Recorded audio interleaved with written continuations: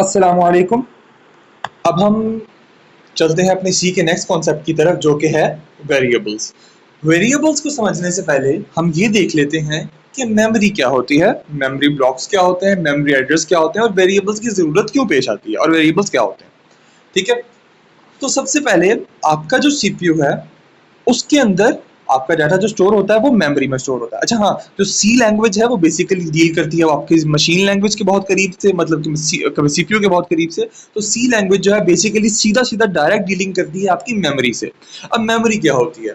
जो आपका सीपीयू है उसके अंदर जो डाटा है वो स्टोर होता है जाकर, अब जहाँ पे डाटा ना स्टोर होना होता है वहाँ अब सीपीयू के अंदर मेमोरी स्पेस होती है, यानी कि मेमोरी ब्लॉक्स बने होते हैं बहुत सारे। ठीक है, आपकी पूरी मेमोरी स्पेस है जहाँ पे जाके डाटा ने स्टोर होना है, वहाँ छोटे छोटे वहाँ बहुत सारे मेमोरी ब्लॉक्स हैं। ठीक है, एक एक बिट का मेमोरी ब्लॉक, इस तरह से कह लें, ऐसे होता है। ठीक है, तो अब आपका वहाँ पे बहुत सारे मेमोरी ब्लॉक्स हैं। जब आप डाटा स्टोर करते हो वो मेमोरी ब्लॉक में वो सारे इतने सारे मेमोरी ब्लॉक्स हैं, वो उनमें से जाके किसी एक मेमोरी ब्लॉक में सेव हो जाता है। और जब आपको वो चाहिए होता है आप उसी मेमोरी ब्लॉक के पास जाते हो और वहां से वो डाटा उठा लेते हो, यानी कि सीपीयू आपका कंप्यूटर जो है आपका उस मेमोरी ब्लॉक के पास जाता है और वहां से वो जो डाटा है वो उठा लेता है। अब इतने सारे हैं, लाखों करोड़ों हैं, उनमें से आपको एक मेमोरी ब्लॉक का या कुछ मेमोरी ब्लॉक का डाटा अगर चाहिए तो वो कैसे जाओगे वहां पर? हर मेमोरी ब्लॉक का एक मेमोरी एड्रेस होता है। मेमोरी एड्रेस होता है बाइनरी फॉर्म, यानी कि 0 1 की फॉर्म में। फॉर एग्जांपल अगर मैंने एक जगह एक कोई डाटा स्टोर करवा रखा है, कोई मैंने अपनी किसी की एज जो है ये स्टोर करवा रखी है, ठीक है, तो वो अगर एक मेमोरी ब्लॉक में सेव है तो उस मेमोरी ब्लॉक का एक एड्रेस है। और for example as an example वो हो सकता है 0100111001, इस तरह करके एक 01 की लंबी सी सीरीज, कोई भी एक इस तरह का नंबर होगा जो 01 का कॉम्बिनेशन होगा, और वो उस मेमोरी ब्लॉक का, उस एक स्पेसिफिक मेमोरी ब्लॉक का मेमोरी एड्रेस है। अगर हम अगर वहां पर डाटा स्टोर कर रहे हैं तो उस मेमोरी एड्रेस पर जाकर वहां पर स्टोर कर देंगे। और अब हमें वापस चाहिए तो हम अपने प्रोग्राम को वही मेमोरी एड्रेस पकड़ाएंगे। प्रोग्राम क्या करेगा, जाकर उस मेमोरी एड्रेस वाले ब्लॉक पे जाएगा और जो भी वहां डाटा पड़ा होगा उठा लेगा। अब वहां पर हमने अपनी मर्जी का जो डाटा स्टोर किया हमें पता है वो क्या है, तो वो जो डाटा उठा के लाएगा वो वही होगा जो हमने वहां पर पहले स्टोर किया था। ठीक है, अब इतना लंबा नंबर है, आपके पास डाटा है, वो इतने आपके पास मल्टीपल डाटा, मतलब डिफरेंट टाइप ऑफ डाटा है, आपके पास डिफरेंट डाटा पड़े हुए हैं। ठीक है, मल्टीपल इंफॉर्मेशन पड़ी हुई है आपके पास, हर एक अलग मेमोरी एड्रेस पर स्टोर है। आपको कोई एक स्पेसिफिक चाहिए, आप कैसे लेके आओगे मेमोरी एड्रेस से? मेमोरी एड्रेस इतना लंबा हर किसी का याद कैसे रखोगे? तो इस पूरे इस मेमोरी ब्लॉक के मेमोरी एड्रेस को आप एक नाम दे देते हो। जब आप उसमें डाटा स्टोर कर रहे होते हो उसी वक्त आप उस मेमोरी ब्लॉक के मेमोरी एड्रेस को एक अलग से नाम दे देते हो कि जब भी अब ये नाम दिया जाएगा तो इसका मतलब है आपने इस मेमोरी इस नाम का मतलब है ये वाला मेमोरी एड्रेस। ठीक है, और आपने इस मेमोरी एड्रेस पर जाके डाटा उठाना है। ये जो नाम आपने उस मेमोरी एड्रेस को दिया ना, फॉर एग्जांपल इतना लंबा मेमोरी एड्रेस था 01001101, इसको आपने एक नाम दे दिया x। ठीक है, अब जब भी प्रोग्राम को x मिलेगा उसको पता है मैंने उस मेमोरी एड्रेस पे जाना है और उसको देखेगा ये किस मेमोरी एड्रेस से लिंक है, उसके आगे मेमोरी एड्रेस उस वाले मेमोरी एड्रेस पे चला जाएगा, सिंपल। ठीक है, ये जो आपने नाम दिया है ना x, इसको इस मेमोरी एड्रेस के इस नाम को कहते हैं वेरिएबल। वेरिएबल की जरूरत इसलिए पेश आती है कि आप जो भी आपने किसी भी मेमोरी ब्लॉक में कोई डाटा स्टोर किया है उसका एक मेमोरी एड्रेस है, उस मेमोरी एड्रेस को आप एक नाम दे देते हो वेरिएबल। ठीक है, अब एक दफा रिवाइज करते हैं। आपके पास डाटा स्टोर, जो आपके पास डाटा है वो स्टोर होता है एक मेमोरी ब्लॉक में, उस मेमोरी ब्लॉक का एक एड्रेस होता है, उस एड्रेस को एक नाम देते हो आप जो कहलाता है वेरिएबल। ठीक है, अब हम आ जाते हैं इधर, सिंपल। वेरिएबल क्या होता है? The allocated space in memory, आपकी पूरी जो मेमोरी है उसके अंदर एक स्पेसिफिक स्पेस, एक मेमोरी ब्लॉक आपके डाटा को जो दिया गया है, एक वैल्यू को स्टोर, आपके वैल्यू को जो स्टोर करने को आपको एक मेमोरी में एक ब्लॉक, एक स्पेस दी गई है, उसको एक नाम दे देते हैं जिसको we refer to a variables name to access the stored value. अब आप उस स्टोर्ड वैल्यू को एक्सेस करने के लिए उसको एक नाम दे देते हो ताकि हर दफा आप उस नाम की मदद से उसको एक्सेस कर सको। अब जो वेरिएबल है उसके अंदर मेमोरी एड्रेस जाके मेमोरी ब्लॉक के आगे डाटा पड़ा हुआ है। ठीक है, तो बेसिकली जहां पे आपने अपने पूरे प्रोग्राम में वो डाटा यूज करना है, उस डाटा की जो आपने वैल्यू स्टोर की है, जो डाटा स्टोर किया, कुछ भी स्टोर किया है, जहां आपने प्रोग्राम में वो यूज करना है, फॉर एग्जांपल एज यूज करनी है, नाम यूज करना है, कुछ भी जो आपने वहां स्टोर किया है, आप उसकी जगह आप अपने प्रोग्राम में हर जगह वो वेरिएबल नेम यूज करोगे। जो आपने उसके मेमोरी ब्लॉक के मेमोरी एड्रेस को दिया था। तो वेरिएबल अब कैसे बिहेव करता है, एज के वो खुद एक वो वाली वैल्यू है जो आपने स्टोर की है। तो आप जहां वेरिएबल लिख दोगे वहां एज कंसिडर करो कि वो वैल्यू वहां जो आपने वहां डाटा रखा है वो वहां पे रखा हुआ है। ठीक है, फॉर एग्जाम्पल अगर आपने किसी की एज स्टोर की है, नाम उसको एक्स का दे दिया, अब अगर आप कह रहे हो he is x years old, तो ही इज आगे जो वहां पे आपने एज स्टोर की है वो आएगी और आगे ईयर्स ओल्ड लिखा आएगा। ठीक है, अब हमें क्या करना पड़ता है, अब जब डाटा हम स्टोर कर रहे होते हैं हमें ये बताना पड़ता है कि हम उसको वेरिएबल नेम क्या दे रहे हैं, साथ ही हमें वेरिएबल बनाते हुए, अब वेरिएबल जो है उसकी दो चीजें होती हैं, एक होती है डेक्लेरेशन, एक होती है इनिशियलाइजेशन। डेक्लेरेशन में आप बता रहे होते हो कि जो डाटा, अच्छा, जो डाटा आप स्टोर कर रहे होते हैं वो एक स्पेसिफिक टाइप का होता है। ठीक है, आपको उसके लिए जो वेरिएबल नेम होता है उसके साथ बताना पड़ता है कि इस वेरिएबल से नेम से जो मैं डाटा लिंक करने लगा हूं वो डाटा किस टाइप का है। डाटा टाइप्स हमने बेसिक्स पहले पढ़ रखी है, ठीक है, तो हम वो बेसिक्स एक दफा बहुत बेसिक डाटा टाइप देख लेते हैं कौन कौन सी होती हैं। इंटीजर थे, ठीक है, जो कि होता है कोई भी नंबर बिना पॉइंट का, कोई भी पॉजिटिव या negative number, whole number, sorry whole number integer कोई भी बिना पॉइंट का। ठीक है, 0 1 2 3 4 5 6 7 8 9 10 11 12 सो ऑन, और -1 -2 -3 -4 सो ऑन, ये सारे आपके इंटीजर में आते हैं। फ्लोट में आते हैं आपके पॉइंट वाले नंबर्स। ठीक है, अगर आपने पॉइंट डेसिमल पॉइंट लगा के कोई डेसिमल पॉइंट लग गया तो वो float type data, float data type हो जाता है। अगर आप डाटा स्टोर करवा रहे हो वो एक होल नंबर की फॉर्म में इस तरह का बिना पॉइंट के, तो वो इंटीजर डाटा टाइप है। अगर आप उसको स्टोर करवा रहे हो और उसके आगे पॉइंट लगा हुआ है और आगे कुछ सिर्फ चाहे उसके आगे 0 0 है, तो अगर उसके आगे सिर्फ 0 0 भी है लेकिन पॉइंट लगा हुआ है तो वो फ्लोट डाटा टाइप है। अगर वो बेसिकली आपको फिर आगे वो, अगर वो कोई करेक्टर है, कीबोर्ड का कोई भी एक करेक्टर है लेकिन आप उसको एज टेक्स्ट फॉर्म अगर उसको स्टोर करवा रहे हो तो उसकी जो डाटा टाइप है वो सी में CHR करेक्टर डाटा टाइप होती है। उस करेक्टर डाटा टाइप, जैसे इंटीजर को आप इंट कहते हो उस तरह पाइथन में आप स्ट्रिंग कहते हैं, इसमें आप क्या कहते हैं, कैरेक्टर, और कैरेक्टर को आप किस तरह शो कराते हो, CHAR से। ठीक है, ठीक है, उसमें अब आपका सिंगल कैरेक्टर भी आता है और मल्टीपल जो उस तरह का टेक्स्ट होता है, ये टेक्स्ट की फॉर्म में अगर आपने करना है तो कैरेक्टर होता है। ठीक है, अब जब आप किसी वेरिएबल को किसी डेटा से लिंक करते हो, ठीक है, कि अब ये वाला डेटा जिस मेमोरी एड्रेस स्टोर है उसका नाम, उसका जो नाम वेरिएबल नेम रखना है वो ये है। आपको उस वेरिएबल नेम बताते हुए कि मैं ये वेरिएबल नेम रखने लगा हूं, आपको बताना पड़ता है कि ये वेरिएबल नेम किस टाइप के डाटा से लिंक होगा। ठीक है, फॉर एग्जाम्पल यहां पर देख लें ये दो लाइन्स, हमने जो है 1 2 3 स्टोर करवाना था, हमने जिस मेमोरी ब्लॉक में स्टोर करवाना था उसके मेमोरी एड्रेस को हमने नाम देना था एक्स, लेकिन पहले हमने उसको डिक्लेयर किया है। ठीक है, डिक्लेयर करने में क्या होता है, आप पहले बताते हो कि उसके अंदर किस टाइप का डाटा, उस वेरिएबल के अंदर किस टाइप का डाटा स्टोर होगा। ठीक है, हमने पहले बताया इंट एक्स। ठीक है, हमने पहले यहां पर बताया क्या हमने किस टाइप का डाटा स्टोर किया है, हमने इंटीजर टाइप का डाटा स्टोर करना है एक्स में बस, और यहाँ पर सेमीकोलन, मतलब ये लाइन एंड हो गई। हमने ये वेरिएबल डिक्लेयर कर दिया, हमने एक वेरिएबल बना दिया है। अब इंटीजर डाटा टाइप हमें कोई कोई भी हमें इंटीजर स्टोर करना है तो हम इस वेरिएबल को उसके लिए यूज कर सकते हैं। ठीक है, इसमें जैसे पाइथन में होता है सिर्फ आपने एक वेरिएबल सिंपल लिखा, आगे डाटा स्टोर कर दिया, ना टाइप बतानी है ना कुछ, सिंपल वो हो जाता है। लेकिन इसमें आपको पहले ये बताना पड़ता है कि आपके पास जो इस वाले जो वेरिएबल के अंदर जो डाटा स्टोर है वो किस टाइप का है, वो आपको पहले वेरिएबल इस तरह डिक्लेयर कराना पड़ता है।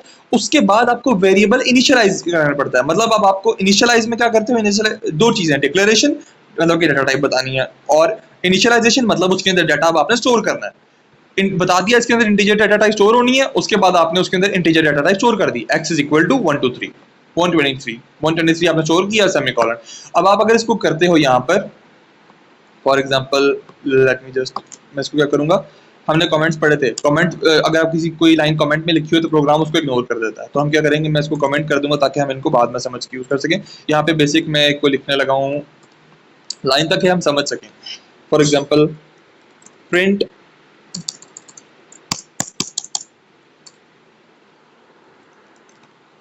Print F.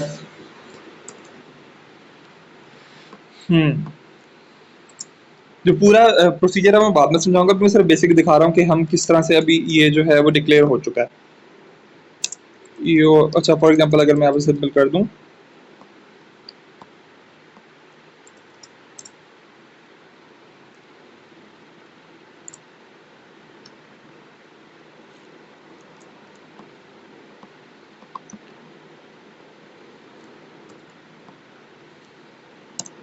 देयर यू गो। और आगे सेमीकोलन लगाना नहीं भूलना हमने, तो there we go. Just a second.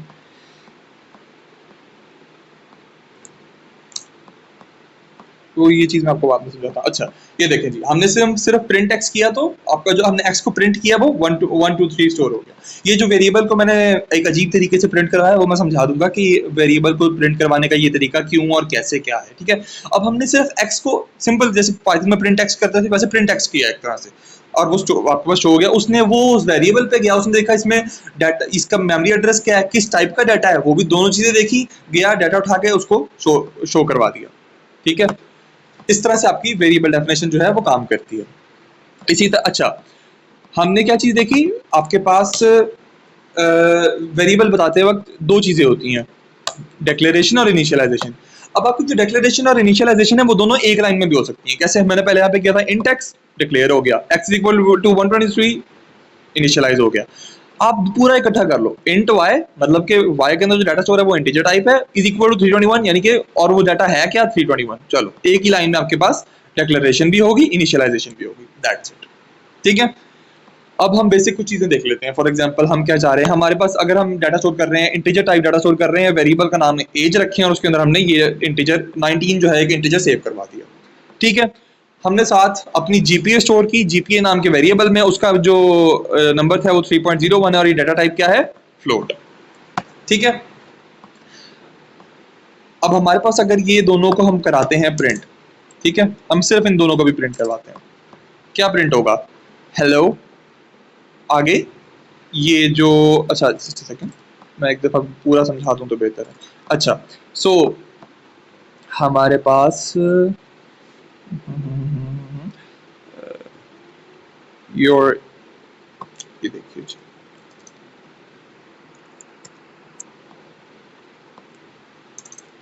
Print F you are, यहां पर जो है आपकी एज आ जाएगी, कितनी है आपकी एज, 19 आना चाहिए, you are 19 years old। Oh, just a second, let me show you, you are 19 years old,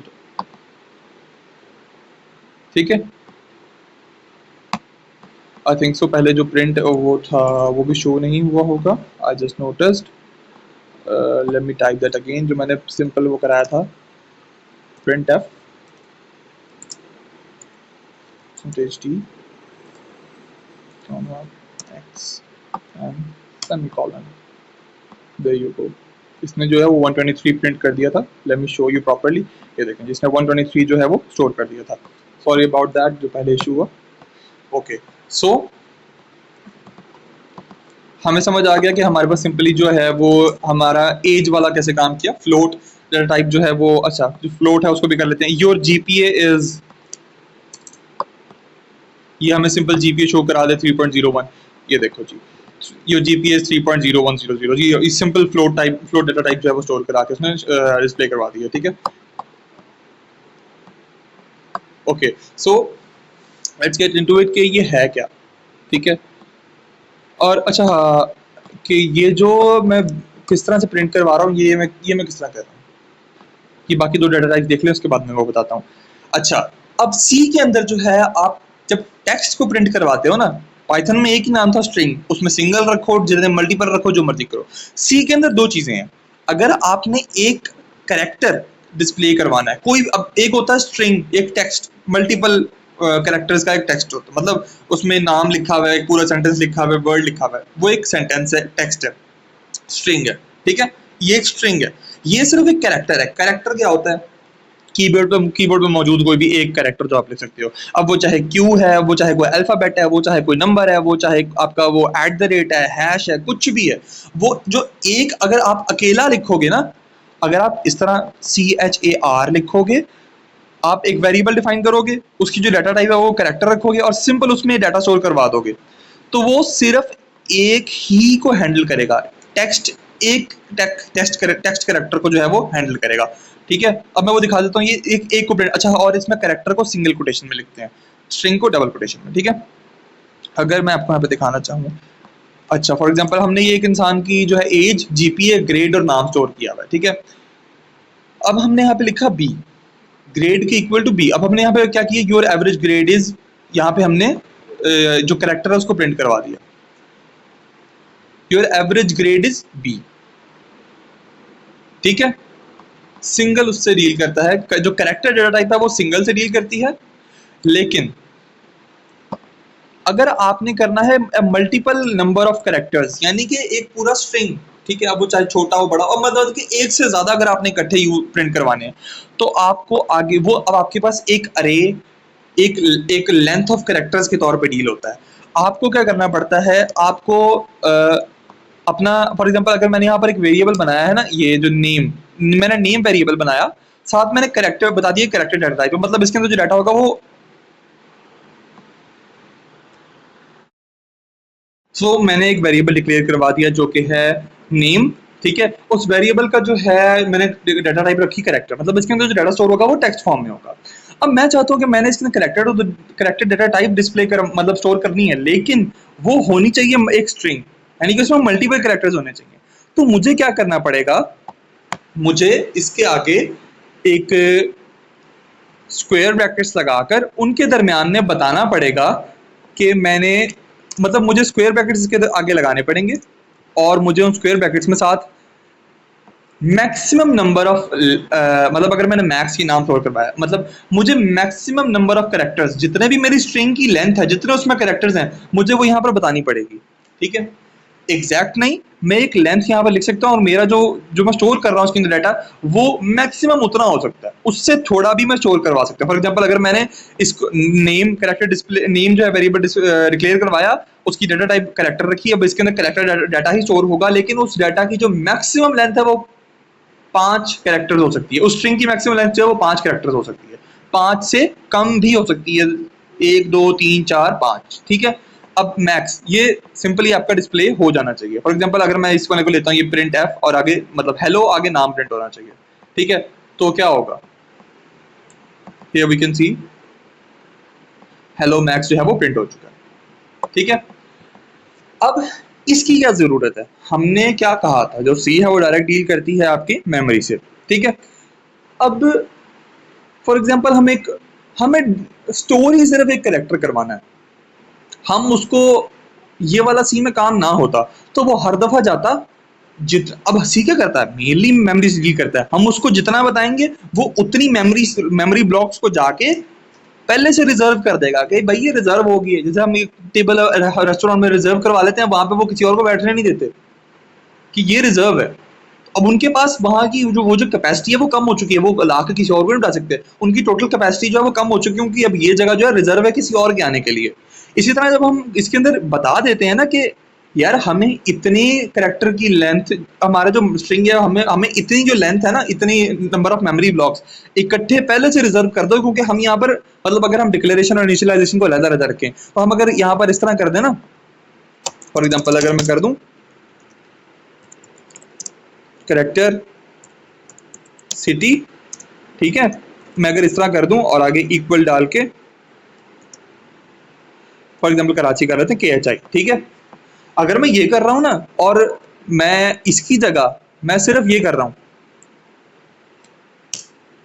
इस तरह बेहतर समझ आएगा।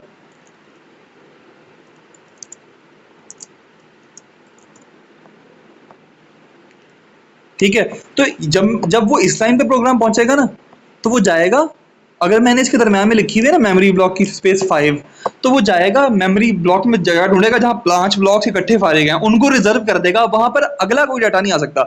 मैंने चाहे इसके बाद भी अगली लाइन में लिखा हुआ है ना, for example int C is equal to 9, ये जाके कभी भी उस मेमोरी ब्लॉक में स्टोर नहीं हो सकता जो इसने रिजर्व कर दी है। जब मैं इसको जब मैं इसको इनिशियलाइज करूंगा ना, तो ये ढूंढेगा कि यहाँ पे इसने कौन कौन से मेमोरी ब्लॉक्स जो है वो रिजर्व किए थे, ये जाके उन मेमोरी ब्लॉक्स पे इस डाटा को, इस स्ट्रिंग को जो है वो स्टोर करवाएगा।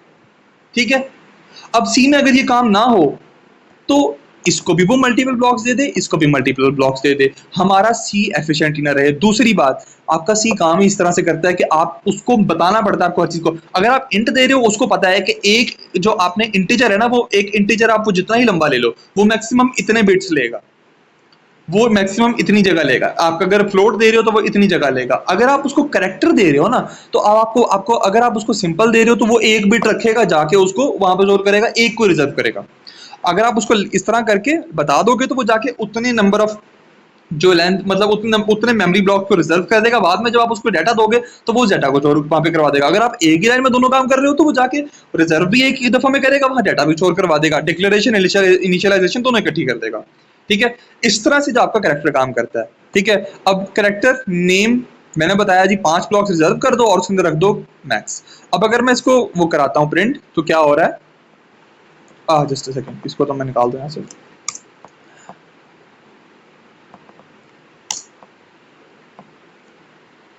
देयर यू गो, जो आपका हेलो मैक्स जो है वो प्रिंट हो रहा है। ठीक है, सो दिस इज बेसिकली आप किस तरह से आपका इंट जो आपका बेसिकली वेरिएबल कैसे काम करता है। ठीक है, integer data type, float data type आपको पता है। कैरेक्टर में सिंगल कैरेक्टर और मल्टीपल कैरेक्टर और किस तरह से वो मेमोरी के साथ जाकर डील करता है वो मैंने आपको समझा दिया। ठीक है, अब हम आ जाते हैं जी एक चीज जो आपने नोट की होगी कि यार ये क्या चीज है। ये दरमियान में देखिए, ये परसेंटेज वाला साइन डाल रहा हूँ बार बार, एक में परसेंटेज डी लिख रहा हूँ, परसेंटेज सी लिख रहा हूँ, परसेंटेज एस लिख रहा हूँ, परसेंटेज एफ लिख रहा हूँ, ये क्या है। इसको कहते हैं प्लेस होल्डर।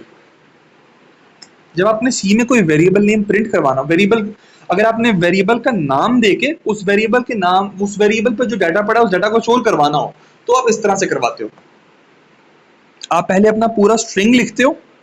ठीक है, उस स्ट्रिंग में आप लिखते हो, इस तरह से बताता हूँ। खैर ये बैकस्लैश एन तो पता ही ना कि ये तो आपको पता ही होगा मैंने क्यों डाला है, ताकि जो अगली चीज है वो इससे अगली लाइन में स्टोर हो।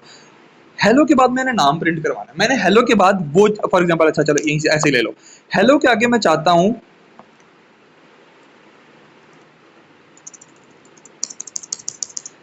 भाई, देखो मैं चाहता हूं हेलो के आगे क्या प्रिंट हो, जो मैंने नाम जो मैंने वेरिएबल नेम, जो नेम के नाम से जो वेरिएबल है इसमें जो स्टोर किया ना, मैं चाहता हूं वो डाटा हेलो के आगे प्रिंट हो। ठीक है, अब मैं क्या करूंगा, मेरा जो पूरा स्ट्रिंग है, ठीक है, उस स्ट्रिंग में मुझे जहां पर वो डाटा चाहिए वहां पर मैं एक प्लेस होल्डर लगाऊंगा। सी में प्लेस होल्डर कहते हैं परसेंटेज साइन को। प्लेस होल्डर आपने लगा दिया, उसके आगे अब मैं बताऊंगा मुझे डाटा, मेरा डाटा किस टाइप का है। ठीक है, अब यहां पर डाटा टाइप बताने का तरीका डिफरेंट है। अगर वो इंटीजर है तो मैं प्रिंट कराऊंगा, मैं करूंगा परसेंटेज डी। ठीक है, जैसे मैंने किया you are percentage D years old, आगे एज इंटीजर था तो मैंने जहां पर रखना था वो उस प्लेस पे एक प्लेस होल्डर लगाया जो कि था परसेंटेज साइन, और आगे मैंने रख दिया डी। अब पूरा स्ट्रिंग प्रिंट कराएगा, आगे देखेगा वेरिएबल ये पड़ा है, यहाँ पर ये प्लेस होल्डर पड़ा है, इसकी जगह यहाँ पर जो इसका डाटा है वो पुट कर दो, यू आर 19 ईयर्स ओल्ड। वो क्या करेगा, देखेगा जी पूरा इसको प्रिंट करते हुए you are place holder, variable कौन सा पड़ा है, वेरिएबल का डाटा कौन सा है, उस डाटा को उठाओ, ये देखो डाटा टाइप वही है, डाटा टाइप कौन सी है, इस डाटा टाइप को मतलब बताना पड़ता है आपको इसमें कि डाटा टाइप ये वाला डाटा, इस डाटा टाइप का डाटा वहां पर स्टोर है वो उठा के लाना है। ठीक है, एज डाटा टाइप सेम है, उठाया यहाँ पे रख दो, आगे ईयर्स ओल्ड सिंपल। जब बैक स्लैश मतलब न्यू लाइन पे चले जाओ। इंटीजर स्टोर करवाना है तो परसेंटेज डी, डी से मतलब डिजिट। ठीक है, डिजिट। अगर आपको यहाँ पर फ्लोट डाटा, अगर वेरिएबल जो आप आगे रख रहे हो फ्लोट है फॉर एग्जांपल, तो आप उसको क्या करोगे, परसेंटेज एफ। ठीक है, your GPA is percentage F, आगे जीपीए यहाँ पर आएगा, पूरा प्रिंट करते करते देखा प्लेस होल्डर है, वेरिएबल कौन सा है, उसके आगे डाटा स्टोर कौन सा है, वो उसकी टाइप फ्लोट है, इसकी भी ये भी टाइप फ्लोट लिखा हुआ है, परसेंटेज एफ का मतलब फ्लोट। तो यहाँ पर वो डाटा रख दो और बाकी प्रिंट कर दो, बाकी प्रिंट कुछ भी नहीं है, वो सब ब्लैक स्लैश है, मतलब अगली लाइन पे चले जाओ। ठीक है, ये आपका इंटीजर और फ्लोट डाटा टाइप के लिए आप क्या यूज करते हो, प्लेस होल्डर यानी कि परसेंटेज और आगे डी और एफ। ठीक है, अब आ जाती है आपकी करेक्टर और स्ट्रिंग। एक करेक्टर है, अब आप चाहते हो जी सिंगल करेक्टर डाटा टाइप है, और ये आपकी स्ट्रिंग। ये भी दो, अब ये जो दो टाइप्स हैं अलग अलग। ठीक है, ये वाली भी दो, मतलब एक सिंगल वाली, एक मल्टीपल करेक्टर्स वाली स्ट्रिंग, एक करेक्टर एक स्ट्रिंग वाली। तो इसको आप कैसे कराते हो, अब आपको सिंगल करेक्टर डिस्प्ले कराना है तो आप करोगे परसेंटेज सी।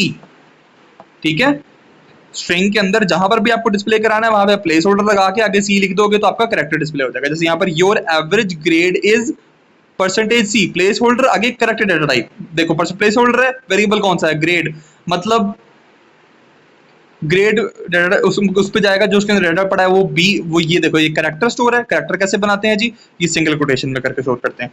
कैरेक्टर पड़ा है, उस कैरेक्टर को उठाएगा यहाँ पे रख देगा क्योंकि ये भी कैरेक्टर टाइप है, ठीक है। अब अगर हमने वही, अब हम जो जहाँ पे असल में प्रिंट करवाना चाहते हैं हेलो के आगे, वो है हमारे जो नेम के अंदर स्टोर है, ठीक है। नेम के अंदर एक स्ट्रिंग स्टोर है, हम क्या करते हैं परसेंटेज एस, ठीक है। कैरेक्टर के लिए परसेंटेज सी, स्ट्रिंग मल्टीपल जो कैरेक्टर्स वाली एक स्ट्रिंग है उसके लिए परसेंटेज एस, ठीक है। परसेंटेज एस आगे मैं कर दूंगा, मतलब पूरे मेरे स्ट्रिंग में इस जगह पे वो प्लेस वो जो है वो आपके पास इस जगह पर डिस्प्ले हो जाना चाहिए। आगे मैं कर दूंगा सर बैक स्लैश एन, ताकि अगली जो लाइन है वो इसके बाद ही प्रिंट हो। सॉरी बैक स्लैश एन करना था, बैक स्लैश एन, और इसके आगे मैं लगाऊंगा कॉमा। आगे मैं क्या लिख दूंगा, अपने वेरिएबल नेम जो कि है नेम, लिख दिया मैंने। अब हेलो के अंदर ये स्ट्रिंग डेटा टाइप है। अब यहाँ पर अगर मैं परसेंटेज डी लिखूंगा, यहाँ पे कोई ना कोई इशू आ जाएगा, आपको गलत आउटपुट मिल जाएगी या फिर एरर आ जाएगा, ठीक है।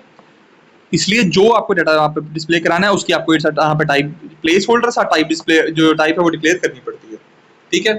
अगर मैं इसको जो है वो रन करवाता हूँ तो हमारे पास ये देखिए सारा कुछ हो रहा है। Hello max string data type, you are percentage D years old. Percentage D के आगे क्या था, परसेंटेज, ये देखिएगा परसेंटेज डी के आगे आपके पास एज आनी थी, तो परसेंटेज डी प्लेस होल्डर है। यहाँ पर इस एज वाले जो वेरिएबल के अंदर डाटा स्टोर है वो यहाँ पर आना चाहिए, दोनों वो भी इंटीजर है, यहाँ पे मैंने बताया यहाँ पे इंटीजर आना है, तो यहाँ पर वो आके उसका डाटा रख देगा 19, ये उसने रख दिया, ठीक है। इसी तरह आप यहाँ पर जो है जो अगली लाइन देख लो, your average grade is percentage C, ठीक है। यहाँ पर स्टोर क्या होना है, जो ग्रेड वेरिएबल के अंदर स्टोर है, ठीक है, वो यहाँ पर वो डिस्प्ले हो जाएगा जो ग्रेड वेरिएबल के अंदर स्टोर है। ये हमने बी स्टोर किया हुआ, यहाँ पर बी स्टोर शो हो गया। इसी तरह परसेंटेज एफ की जगह जीपीएस शो होगी और वो इस तरह शो होगी आपकी, ठीक है।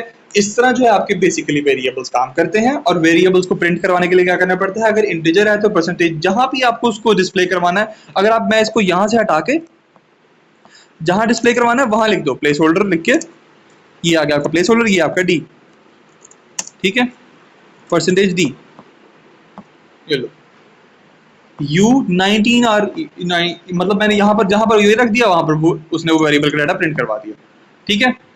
इसीलिए मैंने जब हमको किया था, जब मैंने वो एक्स को प्रिंट करवाया था तो मैंने पहले एक रखा था सिंपल स्ट्रिंग के अंदर बताया था परसेंटेज डी, ताकि उसको पता हो कि मैंने जो डिस्प्ले कराना है वो डाटा वो सिंपल बस डाटा डिस्प्ले कराना है, आगे पीछे कुछ नहीं लिखना, वो आपको उसी तरह से डिस्प्ले करवाना पड़ता है। अगर मैं यहाँ पर भी क्या करूंगा, परसेंटेज डी था ना, हाँ, अगर फॉर एग्जांपल मैं यहाँ पर भी क्या करता हूँ, मैं सिर्फ यहाँ पे अकेला परसेंटेज जो है वो एन लगा देता हूँ। याद रखना मैंने बैक सेक्शन हर एक क्या किसलिए लगाया हुआ, ताकि हर एक के बाद वो न्यू लाइन में चला जाए। परसेंटेज एफ करके सिंपल प्रिंट करवाता हूँ तो वो कुछ नहीं करेगा, सिर्फ सीधी जीपीए दे देगा वहां पे, ये देख लो, ठीक है, ये देख लें, ये सिंपल उसने जीपी यहाँ पे दे दी, इतना ईजी से, ठीक है। तो इस तरह से आपके जो वेरिएबल्स हैं वो बेसिकली काम करते हैं। सिंपल आपके आपको हमने क्या क्या समझ आई, हमने देखा है मेमोरी में डाटा क्या स्टोर होता है, मेमोरी एड्रेस क्या होता है, वेरिएबल क्या होता है, वेरिएबल की डिक्लेरेशन कैसे करते हैं उसकी डाटा टाइप बताकर, साथ उसको इनिशियलाइज कैसे करते हैं, डिक्लेरेशन और इनिशियलाइजेशन इकट्ठी कैसे करते हैं एक ही लाइन में। इसके अलावा आपकी इंटीजर डाटा टाइप क्या होती है, फ्लोट डाटा टाइप क्या होती है, सिंगल कैरेक्टर डाटा टाइप क्या होती है, मल्टीपल स्ट्रिंग के लिए जो कैरेक्टर है वो कैसे डिस्प्ले वो कराते हैं स्टोर और यूज कैसे करते हैं, उसके आगे नंबर ऑफ लेंथ जो आप देते हैं वो किस तरह से वो आपने देनी होती है और उसका क्या मतलब है, वो किस तरह जाकर रिजर्व कर रहा है मेमोरी में, मेमोरी से कैसे खेल रहा है वो चीज़, हमने वो सारा देखा। इसके अलावा हमने देखा कि हमने डिफरेंट डाटा टाइप्स को, ये बेसिक 4 डाटा टाइप्स को हमने किस तरह से प्रिंट करवाते हुए किस तरह से जो प्रिंट करवाना है, percentage S, percentage D, percentage C और परसेंटेज एफ, ठीक है, हमने ये बेसिक देखा। एक प्रॉपर डाटा टाइप्स पे अलग से अगली जो है वो वीडियो होगी, उसमें जितनी टोटल इसमें डाटा टाइप्स हैं बहुत सारे, मतलब इसमें कुछ इससे इन 4 से और ज़्यादा भी हैं, हम उनको भी स्टडी करेंगे। इन बेसिक 4 जो बेसिक हैं वो ये 4 हैं। हम बेसिक वेरिएबल समझने के लिए हमने साथ ये समझ ली, तो हम इस तरह से काम करते हैं। अच्छा, एक चीज़ और, अगर आप चाहते हो ना कि वो एक स्पेसिफिक नंबर डिस्प्ले ना करे, इसको हटा दो, ठीक है।